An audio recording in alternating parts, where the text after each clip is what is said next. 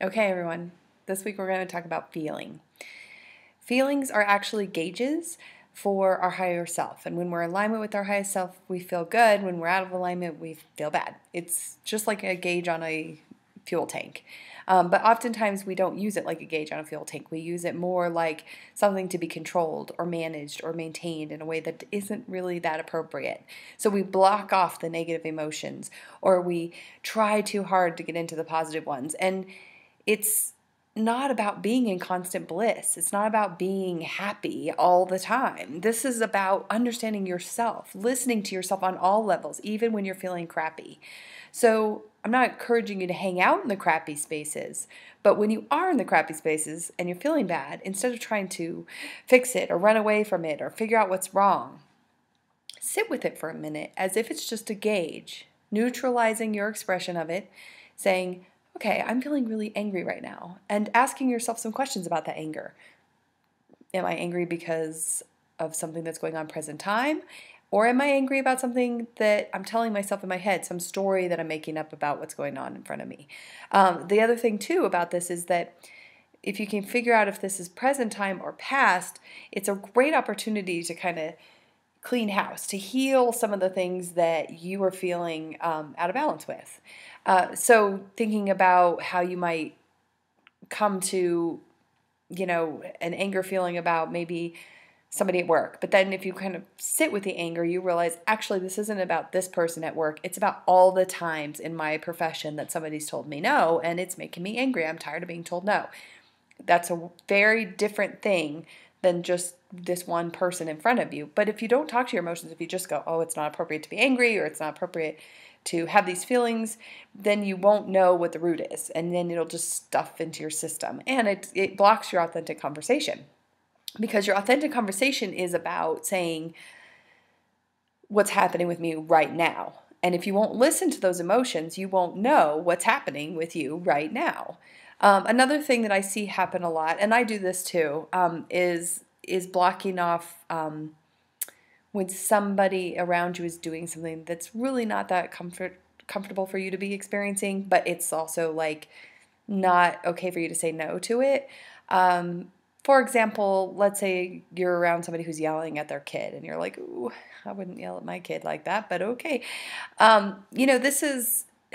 This is not about just going out and expressing your emotions just haphazardly and being like, I'm going to tell you how I feel. That's not what this is about. This is more, though, about realizing that contraction that happens in the body when you're suppressing that emotion, and that's basically the cells saying, okay, I can't express this, so I'm taking it in. And so maybe right then you can actually have the feeling that you're having. You have to wait until there's a, kind of more appropriate, socially appropriate time, but then go in there and figure it out. Talk to it. Say, I'm not judging this parent for yelling at their kid, but it definitely made me contract in some way, and I want to know what I'm feeling. I'm feeling like I didn't like it when people yelled at me like that, or I just don't like to be around people who are yelling. Just really getting into the conversation with yourself about why the contraction happened versus needing to understand that outside external source. So this is all about conversation with the self. This is all about talking to yourself and making sure that things are flowing and not getting jammed in and stuffed in and ignored. When you're feeling out of alignment, having that awareness through the emotions is actually a gift. It's a wonderful gift. It's saying, hello, you're not in alignment with your higher self right now. Maybe you'd want to move and change into something else. Okay, yeah, thanks for that message. Instead of, shh, quiet, no, I want to stay in this bad place. Again, this is not an external conversation. If you're feeling angry, this is not permission to go around and being angry at everybody. This is more about why, really asking yourself the deeper questions about that emotion. Why am I feeling this way? What about this person is triggering me? Taking personal responsibility for your feelings, not blaming others and projecting out on others. This is your fault. You're making me feel this way. But listening, though, still and saying, I am feeling this way. I'm not going to ignore my feelings. I'm not going to try to dismiss them and say, oh, don't mind me. I'm just being crazy right now. But instead saying, okay, I'm listening to myself, I'm being myself, and right now this is how I'm feeling. And then take responsibility for how that gets expressed. So coming through the voice, coming through the facial expressions, realizing, we have impact on each other, and just spewing out these emotions in a negative way because you don't know how to handle it is also not the answer. This is much more about the conversing, again, about what is really going on for you, versus needing to just unload it and shift it. So, this is a really good thing to juggle with, your day-to-day life, and try to figure out, okay, if I'm throwing all these things in the air, emotions and thinking and being all these things that Leanne's already told me, it's a really good thing to juggle into the day-to-day awareness. Like, okay, right now I'm just checking in just for fun. How am I feeling right now? What's my emotional state right now? Because a lot of times we just go, go, go, go, go, and we don't even check in unless our emotional state is in a negative state or in a high bliss state.